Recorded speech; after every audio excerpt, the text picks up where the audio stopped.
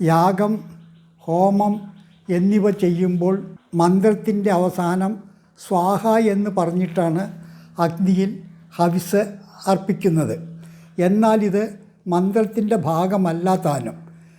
പിന്നെ എന്തിനാണ് ഇങ്ങനെ പറയുന്നത് എന്ന് വെച്ചാൽ, സ്വാഹ എന്നത് അഗ്നിദേവൻ്റെ പത്നിയാണ്.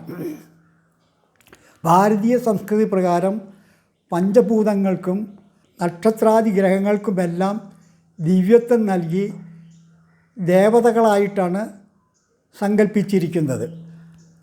സൂര്യസോമന്മാർ മുതൽ അഗ്നി, ജലം, വായു തുടങ്ങി മരണം വരെ ദേവസങ്കല്പത്തിലാണ്. ഇനി സ്വാഹയ്ക്ക് ഇവിടെ പ്രാധാന്യം നൽകാനുള്ള കാരണം എന്തെന്ന് നോക്കാം.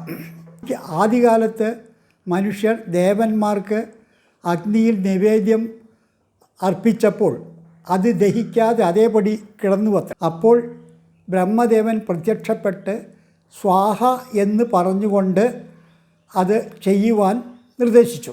സ്വാഹ എന്നത് ദഹനരസത്തിൻ്റെ ഒരു പ്രതീകം കൂടിയാണ്.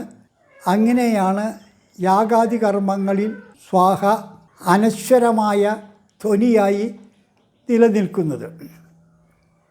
ഇത് കൂടാതെ ചില കഠിനമായ മന്ത്രങ്ങൾ ജപിക്കുമ്പോഴും മന്ത്രാവസാനം സ്വാഹ എന്ന് പറയാറുണ്ട്.